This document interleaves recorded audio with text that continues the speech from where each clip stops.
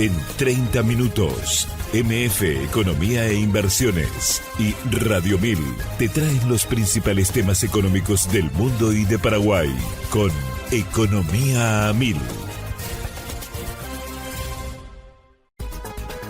Este podcast es presentado por la Bolsa de Valores de Asunción, promoviendo los valores del mercado.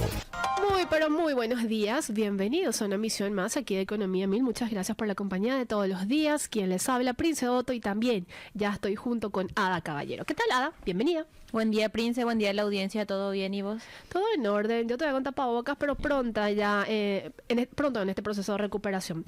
Ya me dicen desde producción que está en línea Jorge Delgado. Él es director de jubilaciones y pensiones del Ministerio de Economía y Finanzas. ¿Cómo estamos, Jorge? ¿Qué tal? Bienvenido, gracias por atendernos.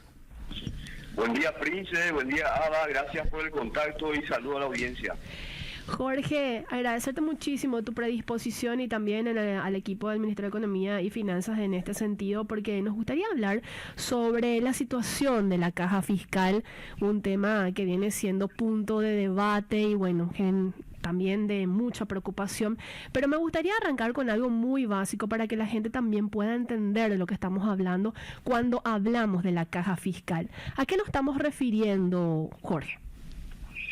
Bueno, la caja fiscal es administrada por el Ministerio de Economía, en este caso a través de la Dirección de Jubilaciones y Pensiones, y tiene a su cargo administrar el pago de todos los jubilados y pensionados que derivan de la función pública, es decir, todos aquellos funcionarios públicos quienes vinieron cotizando para una jubilación y finalmente son nuestros beneficiarios hoy en día. Aquí tenemos una lámina que le pedimos a los compañeros si nos pueden dar el soporte. En caso contrario, si no, la siguiente sería, por favor, compañeros. Dice que la caja fiscal está compuesta por 2 programas contributivos, Jorge. Esto podemos desglosarlo aún más. El programa contributivo civil y el no civil. ¿Y cuáles son estos sectores? Sí, estos programas prácticamente, son programas presupuestarios que administra la Dirección de Jubilaciones y Pensiones. Sí. Dentro del programa contributivo civil tenemos a la administración pública, a los docentes universitarios, a magistrados judiciales y al Magisterio Nacional, que serían los docentes. Sí. Y dentro del programa contributivo no civil le tenemos a las fuerzas públicas, en este caso Fuerzas Armadas, serían militares y Policía Nacional. Si hacemos una suerte también de análisis de las condiciones que presentan estos sectores, Jorge, hay una diferenciación cuando hacemos un zoom, sobre todo en la edad, en los aportes requeridos y la tasa sustitutiva. En ese sentido podemos también entrar a desglosar un poco para que se pueda dimensionar de qué estamos hablando para luego ya ir adentrándonos a lo que es el déficit de la caja fiscal. Y le pedimos en ese sentido a los compañeros que nos den el soporte de las condiciones diferentes para la configuración por sector, que sería la primera lámina. Jorge, adelante. Excelente, Prince. Bueno, dentro de las condiciones, cuando hablamos de condiciones diferentes para la configuración, estamos hablando de cuáles son los requisitos para que cada sector llegue a una configuración o llegue al derecho de la jubilación. Si nos enfocamos en la administración pública, podemos entender que el requisito para una jubilación con una tasa de sustitución de 100%. ¿Qué es la tasa de sustitución? Sería el porcentaje que reemplazaría el sueldo ya con un haber jubilatorio, o sea, hablamos de un 100%. En este caso la edad para la administración pública establecida es de 62 años y los aportes requeridos 40 años. En el caso de los docentes o Magisterio Nacional no requieren de edad, pero sí de años mínimos de aporte. Estos años mínimos pueden ser 25 años con una tasa de sustitución del 83%, o 28 años con una tasa de sustitución del 87%. Para los magistrados judiciales se requiere una edad mínima de 50 años y 24 años de aporte para llegar a una tasa de sustitución del 94%. También tenemos a los docentes universitarios que en igualdad de condiciones que el Magisterio Nacional no requieren de edad, pero sí de años de servicio. Sería la misma fórmula, 25 años de servicio para una tasa de 83% y 28 años de servicio para una tasa del 87%. Hasta ahí llegamos con lo que respecta al programa civil. Exacto. Tenemos adicionalmente al programa no civil, Policía Nacional, tampoco requieren de una edad, pero sí de años de servicio. Ellos requieren 30 años de servicio para llegar a una tasa del 100%. Y los militares tampoco necesitan de una edad mínima, pero sí requieren 30 años de servicio para una tasa de 100%. Esto sería la configuración para todos estos sectores. Puntualmente, Jorge, Magisterio Nacional, aquí también hay un parámetro diferenciado en lo que se refiere a la cantidad de hijos, ¿correcto, Jorge? Si podrías también profundizar sobre ese tema. Sí, está claro. Sí. La ley establece que para todo aquel docente, en este caso estamos hablando de las docentes que hayan tenido hijos durante su carrera, Sí. estos hijos pueden ser reconocidos cada hijo por un año de servicio. Es decir, ellos tendrían que llegar a 28 años para una tasa del 87%. Todas las docentes que llegan a 25 años de servicio pueden sumar 3 hijos, hasta 3 hijos, y con eso llegarían a 28 años de servicio, tasa del 87%. Es reconocido hasta 3 hijos y cada hijo equivale a un año de servicio. Para remarcar nomás, Jorge, solo corresponde a las docentes, no incluye a los docentes. Por supuesto, a las docentes que hayan tenido hijos en el transcurso de su carrera. Jorge, hay informaciones y datos que mencionan que incluso dentro de los antecedentes, de las informaciones, de la estructura que tienen justamente en el MEF, hay docentes que se han jubilado con 42 años, con 45 años. ¿Se tiene registro de ese tipo de jubilaciones? Tenemos registros de docentes que se han jubilado con una mínima edad. Estamos hablando de 42, 43 años, 44, inclusive 45 años. Sí. Es más, estamos recibiendo una gran cantidad de solicitudes de jubilación de docentes con ese rango de edad, Prince, y eso es lo más preocupante para la administración, porque como sabrás, ellos tienen un requisito mínimo de aportes de 25 años, se están jubilando con 43, 44, 45 años, y una expectativa de vida nuevamente de más de 30 años. Podemos decir que ellos podrían estar aportando por 25 años y en situación jubilatoria por más de 30 años. Y ahí es donde se va profundizando y presionando aún más este déficit, Jorge. Asimismo, esa presión es compleja para la administración porque la regla ideal es que existan 6 aportantes para cada jubilado. Y hoy en día estamos disminuyendo bastante la cantidad de aportantes porque se están jubilando con una temprana edad. Sí. Y esto ejerce una presión para el gasto y por supuesto incrementa el gasto y disminuye el ingreso porque tiene una proporción o una relación directa. Totalmente. Jorge, con respecto a esto de los no civiles, sobre todo el de, la Policía Nacional y los militares, también hay un parámetro diferenciado, tengo entendido, y que también termina presionando aún más este balance negativo o saldo rojo que está registrando la Caja Fiscal. Las condiciones para las fuerzas públicas son condiciones mucho más específicas, ¿verdad? Realmente ellos hoy, con 30 años de servicio, Sí. En promedio te hablo 50 años de edad, están pasando a retiro, porque ellos pasan a retiro con 50 años de edad promedio y con el 100% en este caso de la jerarquía que ostentaban al momento del pase al retiro. Es decir, se le asigna la última categoría vigente. 100% de la última categoría vigente. Hay otros sectores dentro de, no sectores, sino grupos dentro de la administración pública que también tienen parámetros diferenciados. Podemos mencionar los odontólogos, las guardias civiles, etcétera, Jorge, que generan también este componente que yo le llamo presión adicional a la caja fiscal. Sí, buen punto, Prince. Sí. Dentro de administración pública tenemos varios regímenes especiales Sí. que fueron creándose a partir del año 2018, 2019, 2020. Entre ellos le tenemos a las enfermeras, a los médicos, a los guardaparques, a los bioquímicos. Todos ellos tienen también una condición, vamos a decir, diferenciada. Ellos pueden retirarse con un 90% de tasa de sustitución a los 55 años de edad con 25 años de aporte. Me quedo sin palabras, Jorge, porque hacer este análisis y estos datos que estás compartiendo con nosotros nos permite, de hecho, dimensionar cómo está la estructura de este programa presupuestario y la explicación de este importante déficit que va en aumento. Con respecto a ese punto, tengo otra lámina y le pedimos a los compañeros, por favor, que nos den el soporte. Mencionabas de la relación de activos pasivos por sector y aquí vemos también una profundización si hacemos un zoom por sectores, Jorge. Sí. Esa lámina, Prince, guarda relación con la cantidad de aportantes y los jubilados. Como te había comentado, es ideal una relación de 6 activos para cada pasivo, y te explico por qué. Sí. Como sabrás, el aporte jubilatorio hoy es el 16%, o sea, corresponde al 16% del sueldo de cada funcionario activo. Correcto. Entonces, si sumamos simplemente, si vos te fijas en la lámina y nos vamos a Magisterio Nacional, hay una relación de 2 activos por cada pasivo.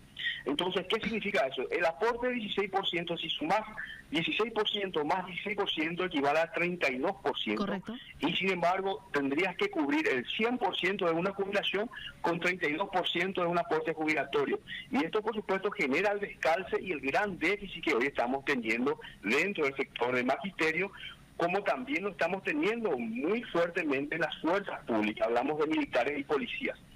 Y aquí veo que administración pública está, si no está dentro de esta relación de que mencionás del 6%, al menos no está demasiado por debajo, como sí mencionás y decís del Magisterio Nacional de 2,1, Fuerza Militar 2 y Fuerza Policial 3,1. ¿Cómo se calza esto, Jorge, en el siguiente sentido? Tengo entendido que la administración pública es la que tiene un superávit. ¿Y qué se hace con el descalce que tienen estos otros sectores? Sí, administración pública tiene un superávit hoy en día, de hecho que ellos vienen manteniendo un superávit por las condiciones diferenciadas que estábamos conversando, ¿verdad? Entonces finalmente ellos hoy tienen un equilibrio financiero, no así el sector de Magisterio Nacional y Fuerzas Públicas. En lo que respecta al programa contributivo civil, el financiamiento se da en 3 sectores. Sí. Es decir, los excedentes del sector, de los sectores que tengan superávit, financian a los deficitarios. Y el financiamiento de las fuerzas públicas se realiza 100% con recursos del Tesoro Público que provienen de impuestos. Hoy por hoy, no, este pago o este calce que se hace con los impuestos no se hace para otros sectores salvo de las fuerzas públicas, Jorge. Si hablamos de fuentes de financiamiento, sí, es exclusivamente para fuerzas públicas. Si tuviéramos que, y tengo entendido también, y lo vi de hecho en el portal del Ministerio de Economía y Finanzas, cómo vino comportándose en el primer semestre de este año 2025, todo lo referente a estos sectores, ¿cómo cerró el primer semestre la caja fiscal con sus diferentes sectores, Jorge? Sí, al cierre del mes de junio tenemos acumulado un déficit de 153 millones de dólares. Sí. Eso fue el cierre del primer semestre y por supuesto tenemos una estimación de cierre de ejercicio que podría llegar a más de 300 millones de dólares, ¿verdad? Si hablamos de números redondos, el déficit mensual, y te hablo en dólares, en promedio es 25 millones de dólares. Sí. En donde las fuerzas públicas tienen un descalce de 14 millones de dólares y los docentes 11 millones de dólares. Y con respecto a esto que mencionás de las proyecciones que manejan, de estos 300 millones de dólares también, ¿la fuente de financiamiento sería fuente 10 o iría como distribuido? Fuente 10. Por supuesto. Dentro de los 300 millones de dólares, 170 millones de dólares corresponde a fuente de financiamiento 10, que es financiamiento para las fuerzas públicas, y 130 millones de dólares sería el déficit de magisterio, ¿verdad?, que se realiza con recursos de excedentes de otros sectores superavitarios. Esa es la composición, Prince. Yo te hablo en dólares para facilitarte, y por un lado también tenemos que ser claros que esto es fluctuante, puede tener una variación en el transcurso de la ejecución. Totalmente. Si mal no recuerdo también, hace como 2 meses, no solamente la administración pública presentaba una situación superavitaria, sino también otro componente que no recuerdo bien si era magistrados judiciales, pero ahora está como llevando un saldo negativo. ¿Es correcto, Jorge? ¿Y a qué se debe? Magistrados judiciales. Tenía entendido que era otro sector dentro de los que presentaban un margen superavitario. En años anteriores, o sea, si hablamos del año 2023, recuerdo, teníamos 3 sectores todavía con superávit, o sea, la administración pública, magistrados judiciales y docentes universitarios. Sí. Pero a la fecha esos sectores ya están prácticamente también con déficit, ¿verdad? En el caso de magistrados judiciales se están financiando con sus reservas. ¿Y administración pública, la perspectiva de seguir este ritmo, también entraría en déficit de acuerdo a estimaciones, Jorge? Administración pública podría ingresar en déficit también en mediano plazo, ¿verdad? Sí. Con la diferencia de que en la administración pública la condición siempre es la más elevada, o sea, 62 años de edad, y normalmente no tenemos masivas jubilaciones dentro de la administración pública. Sin embargo, si uno analiza, las jubilaciones masivas más recaen dentro de Magisterio Nacional y Fuerzas Públicas, porque fuerzas públicas se retiran por camada, es decir, ellos ingresan en una promoción 600 policías, cumplen 30 años y se retiran los 600 con el 100% de la categoría vigente. Entonces eso ejerce un costo muy alto para el presupuesto. Y los docentes tienen una particularidad, que ingresaron una muy buena cantidad de docentes finales del 90, inicio del año 2000, y ellos hoy están configurando masivamente. Tenemos una información también que nos proveyó el Ministerio de Educación, en donde se estima que desde el 2025, de ahora al 2030, podrían configurar jubilación más de 13.000 docentes menores de 50 años de edad. Complicada la situación, Jorge. Con respecto a la cantidad de aportantes, si tuviéramos que hacer un ranking de cuáles son estos sectores, y si tenés ahí a mano los números también como para ponerle justamente la cantidad, ¿a cuántos asciende por sectores, Jorge?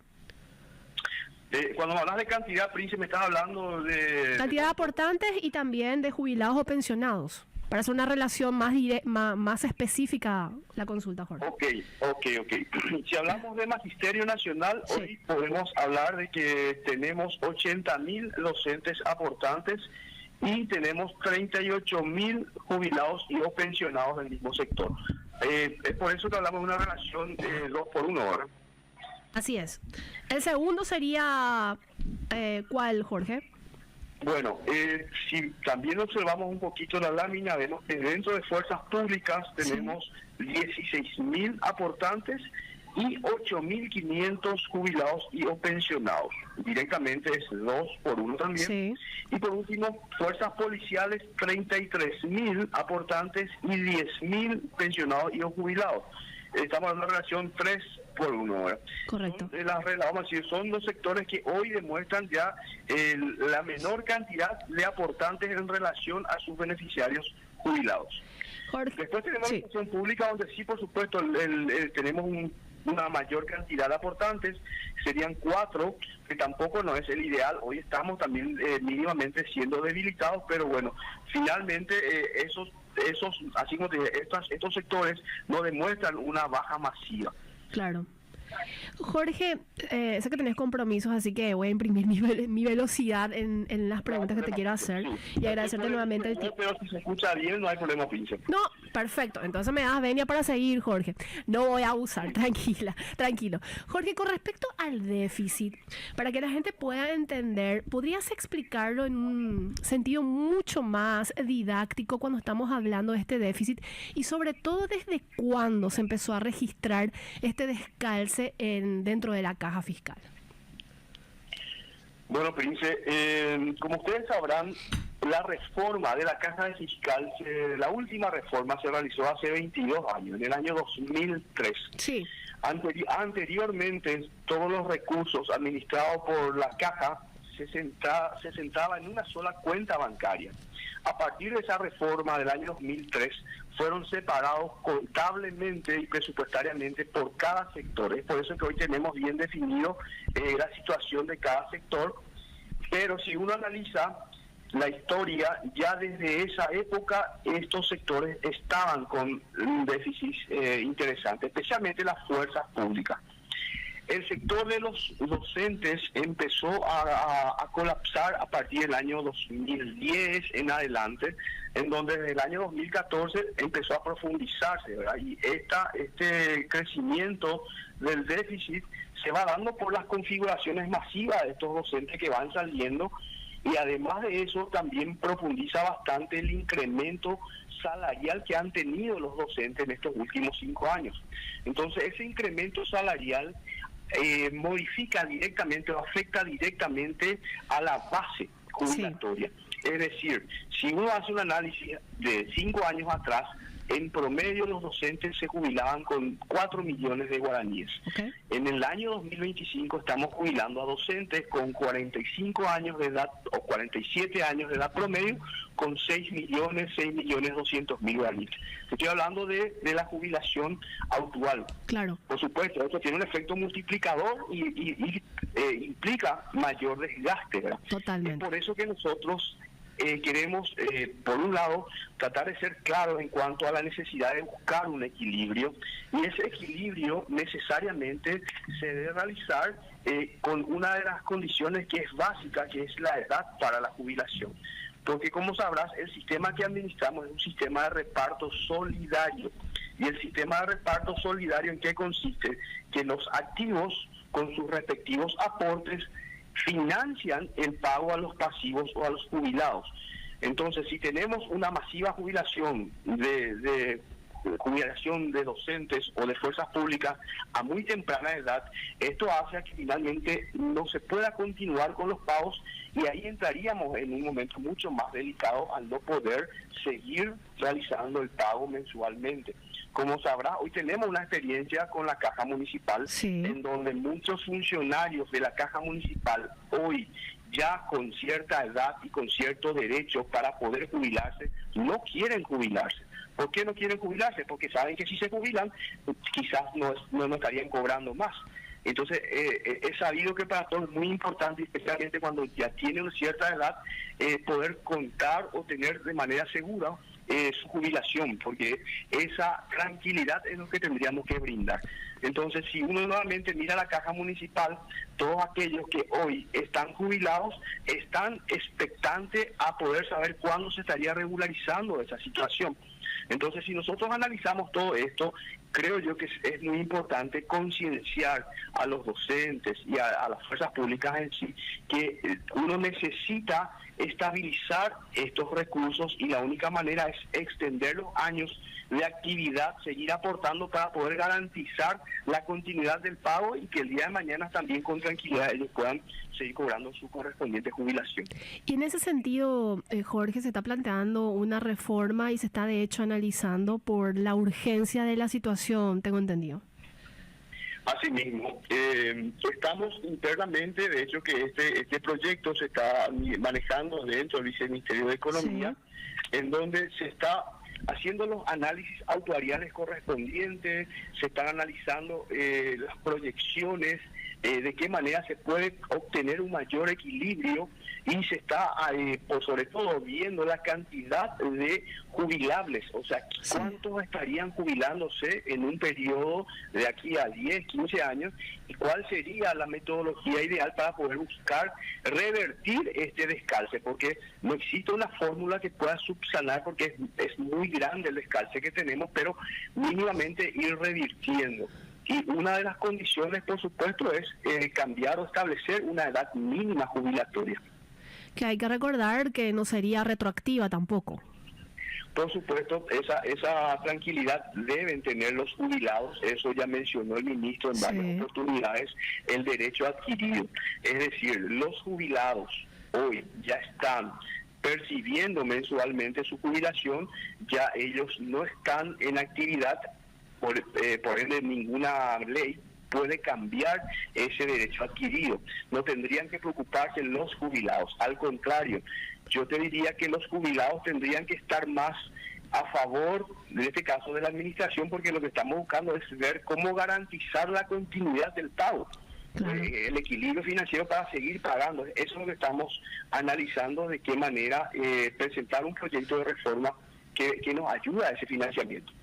Estas dos últimas consultas, Jorge, sé que no es tu área exactamente porque está en manos de estudios económicos del Ministerio de Economía y Finanzas, pero por si tengas y hayan compartido también dentro de tu departamento, desde el inicio del déficit aproximadamente en 2015, y corregime nomás porque no recuerdo muy bien, hasta ahora, ¿cuántos recursos ya se han destinado para calzar el déficit? Y es complicado, no tengo a mano esos datos, Prince, no hay problema. Pero bueno, si uno analiza y simplemente yo te doy un ejemplo, este año estamos hablando de 300 millones de dólares estimativamente al cierre, el año pasado 280 millones de dólares, entonces prácticamente si nos vamos en años anteriores, fácilmente podemos decir que en 5 años sobrepasó la barrera de los 1.000 millones de dólares el calce de déficit. Impresionante. Jorge, y finalmente ya dejarte ir y agradecerte tu tiempo. ¿Algún mensaje final para las personas que nos están escuchando y que, bueno, están incluidos dentro de la caja fiscal? Sí, Prince, mira, para nosotros es muy importante de la administración, el Ministerio de Economía hoy necesita que se comprenda la situación, la gravedad que esto implica si no hacemos algo al respecto, y por sobre todo concienciar a todos los afectados en este caso, que si esto no lo realizamos podría tener consecuencias muy graves. Entonces es importante apelar a la solidaridad de los aportantes y también al patriotismo, buscando un equilibrio financiero para todos. Jorge, un gusto tenerte en el programa, que tengas un excelente día. Gracias, Prince, por el contacto. Buen resto de jornada. Muchas gracias. Estuvimos con Jorge Delgado, director general de Jubilaciones y Pensiones del Ministerio de Economía y Finanzas, hablándonos sobre la situación de la caja fiscal, un tema muy, muy actual y sobre todo, yo decía, preocupante, considerando el importante déficit que viene arrastrando y que se va profundizando, de hecho, en lo que refiere a los que aportan y a los que reciben los beneficios, y que explica este descalce tan significativo, que lo decía también Jorge Delgado. En los últimos 5 años se ha destinado para calzar justamente este programa presupuestario aproximadamente 1.000 millones de dólares. Así que esta es la situación. Tuvimos esta entrevista muy interesante y agradecerle también al equipo de comunicación del Ministerio de Economía y Finanzas. Hacemos nuestra primera pausa y a la vuelta seguimos con más Economía 1000. Seguís escuchando Economía 1000, muchas gracias por la compañía.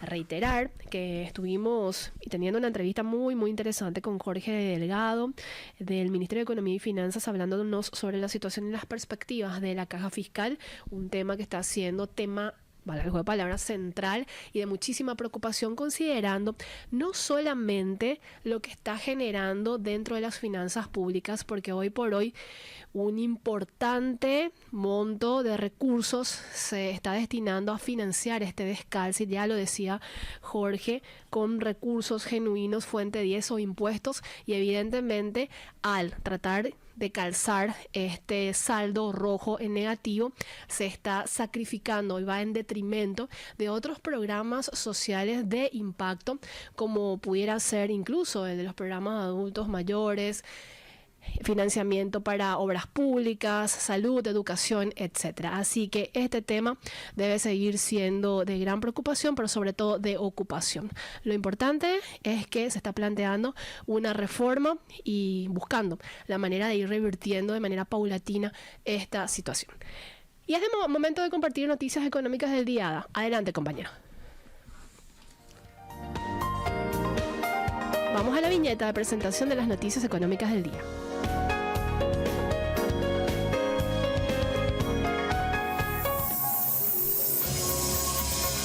MF Economía e Inversiones presenta las principales noticias económicas de Paraguay y el mundo. Bloomberg en línea, el oro cotizó cerca de los $3.358 la onza hoy viernes, tras perder 0,6% el jueves, en un contexto donde los datos de empleo en Estados Unidos mostraron fortaleza, con solicitudes de subsidios por desempleo cayendo por sexta semana consecutiva, el tramo más prolongado desde 2022.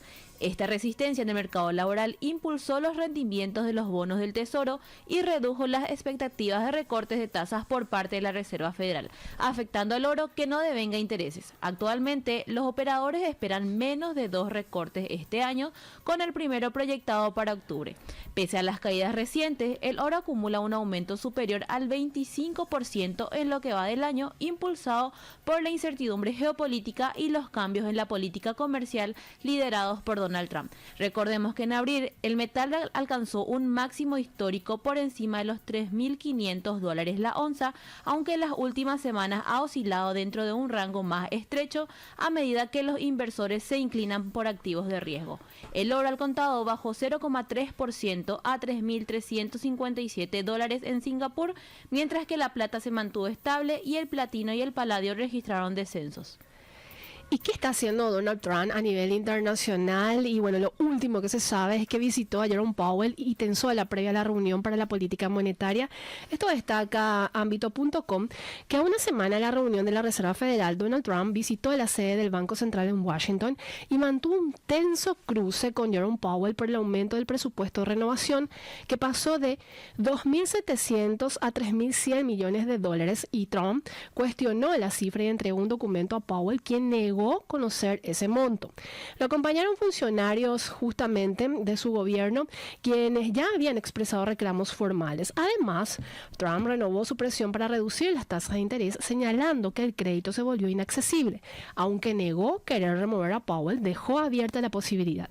La tasa de referencia sigue entre 4.25 y 4.50 y la Fed insiste en actuar con cautela para la inflación.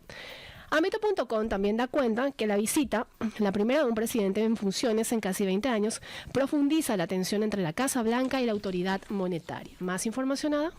De acuerdo con Bloomberg en línea, Estados Unidos y Japón anunciaron un acuerdo comercial en el que destaca un fondo de inversión de hasta $550 mil millones presentado por Donald Trump como una pieza clave del pacto que impone aranceles del 15% a vehículos y otros productos japoneses. A pesar del anuncio, aún no se conocen detalles fundamentales como la fecha de inicio, el origen exacto de los fondos ni el plazo de implementación. Mientras la Casa Blanca afirma que Estados Unidos controlará el fondo y recibirá el 90% de los beneficios, el primer ministro sostiene que Japón aportará una combinación de inversiones, préstamos y garantías. El fondo contaría con apoyo de entidades como el Banco Japonés de Cooperación Internacional y el NEXI, con posibles aportes del sector privado. Empresas como SoftBank y Nippon ya anunciaron inversiones en Estados Unidos, aunque no está claro si serán contabilizadas dentro del acuerdo. También se mencionó la compra de 100 aviones y equipamientos de defensa por parte de Japón, aunque estas adquisiciones responden a planes previos. En tanto, el arancel general del 15% se aplicaría desde el 1 de agosto, sin que se haya definido aún cómo se supervisará su cumplimiento. Y siguiendo con el tema de Jerome Powell, en este caso Reuters da cuenta que la posible salida anticipada de Jerome Powell al frente de la Reserva Federal genera preocupación entre los inversores por su impacto en los mercados financieros. Aunque el presidente de Estados Unidos afirmó que despedirlo sería poco probable, ha expresado reiteradas críticas por no recortar las tasas con mayor liquidez. Los escenarios barajados incluyen su destitución, renuncia o la nominación anticipada de un sucesor. Cualquier cambio abrupto podría socavar la independencia de la Fed y generar volatilidad en activos como el dólar, los bonos del tesoro y las acciones. Siempre con Reuters, una eventual destitución es vista como el escenario más riesgoso, con estimaciones de que el dólar podría caer hasta 6% y los rendimientos de bonos subir hasta 45 puntos básicos. En cambio, si Powell renuncia, la reacción sería más moderada, pero persistirían las dudas sobre la autonomía de la institución.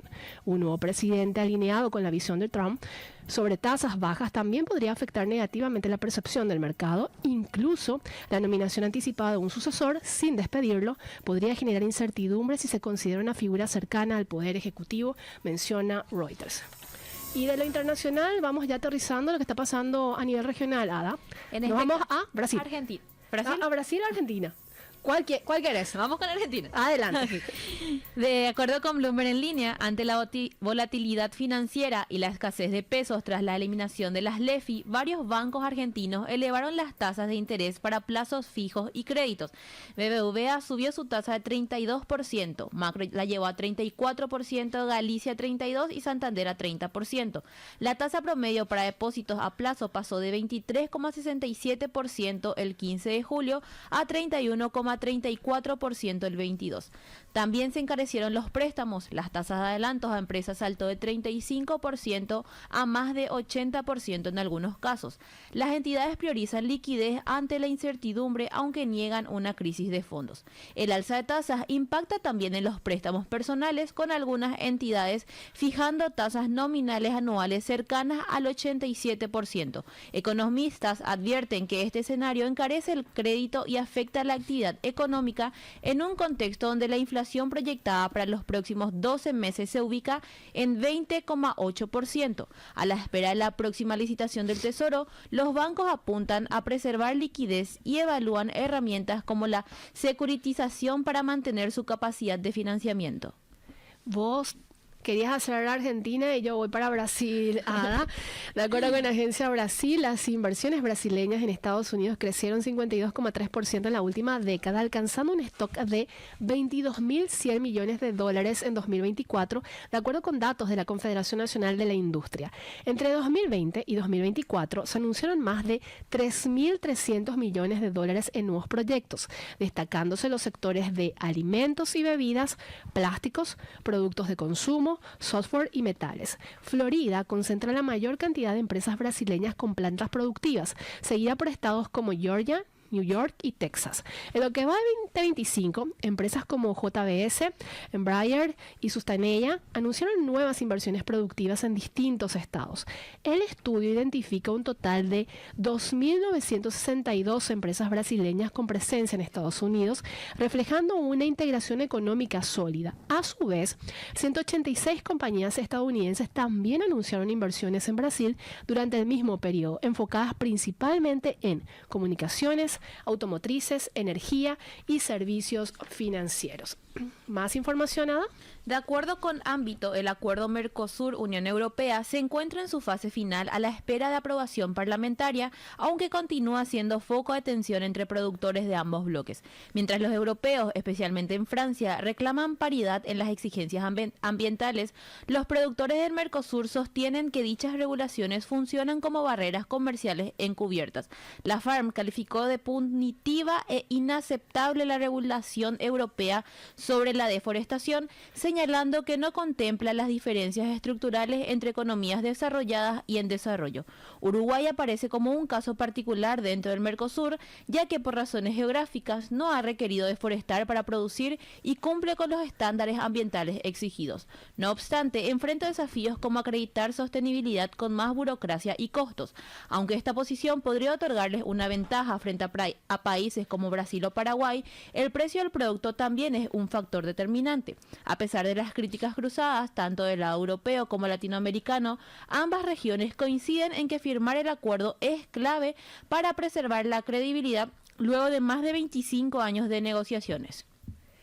Y siguiendo con lo que está pasando a nivel internacional, Bloomberg en línea informa que en lo que va de 2025, América Latina registra un sólido rally bursátil con valoraciones destacadas en Colombia, México, Chile, Brasil y Perú. Este repunte responde al renovado interés de los inversionistas globales en mercados emergentes, en un contexto de reacomodamiento de portafolios y menor incertidumbre política. Sin embargo, no todas las acciones participan de esta tendencia positiva. Varias emisoras nuevas muestran, de hecho, caídas significativas debido a debilidades operativas, presiones financieras o cambios estratégicos mal recibidos por el mercado. Entre los casos más destacados figuran empresas de sectores como energía, telecomunicaciones, salud y consumo masivo, distribuidas en países como Colombia, México, Chile, Perú y Brasil. También se observa una fuerte corrección en Argentina que contrasta con el desempeño general de la región. Esto refuerza que, más allá del contexto favorable para los mercados emergentes, la evolución de cada acción depende de sus fundamentos individuales y su capacidad de adaptación en un entorno cambiante.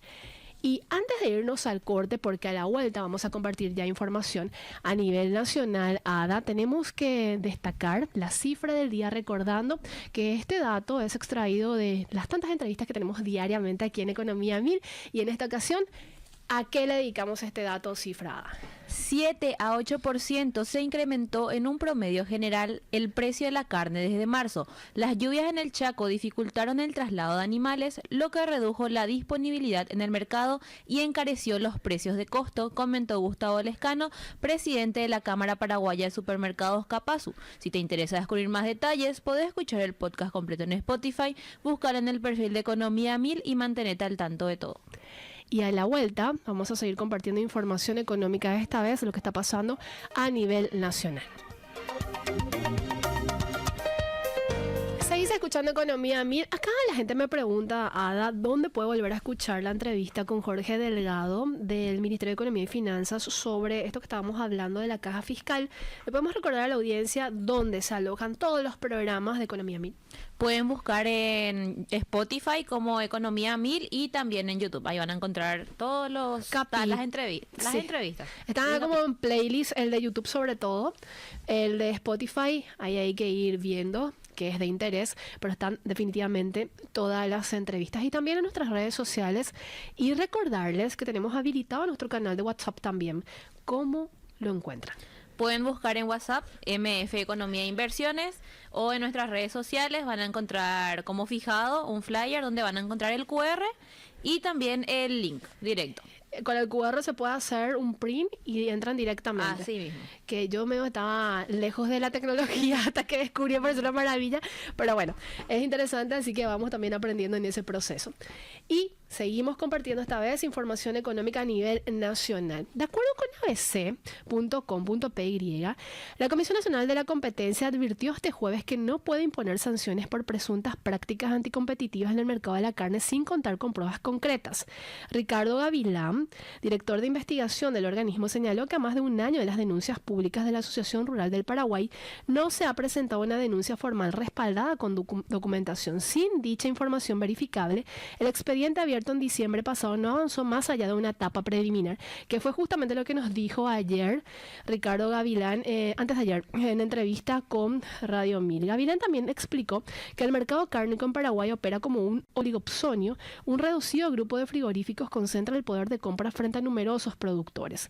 Esto permitiría, de acuerdo con la Asociación Rural del Paraguay, que esos frigoríficos pacten precios por debajo del valor real del ganado, afectando negativamente a los ganaderos. Sin embargo, CONACOM solo puede actuar si existen indicios claros de acuerdos entre empresas. Por ahora, sin evidencia técnica o legal que sustente esas acusaciones, no es posible avanzar con una investigación formal ni aplicar sanciones, ya había advertido Ricardo Gavilán desde CONACOM, con la entrevista también que tuvimos días atrás con el mismo representante. ¿Más información, Ada? De acuerdo con Forbes Paraguay, el primer semestre de 2025, las exportaciones de carne bovina, porcina y aviar de Paraguay alcanzaron un récord conjunto de $1.000 millones, lo que representa $297 millones más que en el mismo periodo de 2024, con un crecimiento interanual del 38% según datos de Senaxa. La carne bovina lideró con 185.000 toneladas enviadas y 1.056 millones en ingresos, mientras se concretaron nuevas habilitaciones a mercados como El Salvador y Singapur y se continúan avanzando con Japón, Corea del Sur y México.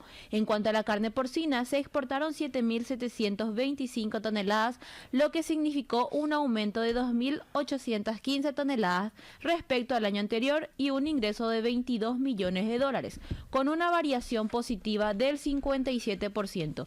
Se habilitaron mercados como Argentina, Taiwán y Singapur. Por su parte, la carne aviar registró 2.646 toneladas exportadas por $4 millones, con una leve caída en volumen, aunque con avances importantes en presencia internacional tras ingresar a países como República Centroafricana, Kenia y Camboya, además de Singapur. Y siguiendo con más información a nivel doméstico, Agencia de Información Paraguaya da cuenta que los directivos de la Cámara de Comercio Paraguayo-Americana mantuvieron una reunión con el canciller Rubén Ramírez para tratar proyectos de inversión y posibilidades de establecer rutas aéreas directas entre Paraguay y Estados Unidos. Peter Hansen, presidente de la Cámara, explicó que el país se mantiene relativamente al margen del impacto de la nueva política tarifaria estadounidense, ya que a Paraguay le corresponde el monto mínimo del 10% de las tarifas arancelarias. Además, afirmó que el desbalance comercial con mayores importaciones paraguayas hacia Estados Unidos no representa un tema relevante en la agenda del país norteamericano. Entre los temas abordados se destacaron las gestiones para atraer aerolíneas interesadas en establecer vuelos directos, lo cual podría fortalecer el comercio exterior y la conexión internacional del país. Hansen también mencionó el interés de la empresa brasileña Omega Green en instalar una planta de producción de biocombustibles para aviación en Paraguay, adaptándose a futuras regulaciones energéticas. Más información. De acuerdo con el portal del Ministerio de Economía y Finanzas, durante el Foro de Inversiones Rurales Paraguay 2025, el viceministro de Economía y Planificación, Felipe González, expuso la estrategia del Gobierno Nacional para impulsar el desarrollo económico mediante inversiones enfocadas en la inclusión, la sostenibilidad y la diversificación productiva. Resaltó que el sector agropecuario continúa como un pilar clave por su impacto en el empleo, las exportaciones y la seguridad alimentaria, y planteó como desafío avanzar hacia un desarrollo territorial equilibrado que articule el agro con la infraestructura, los servicios y la innovación.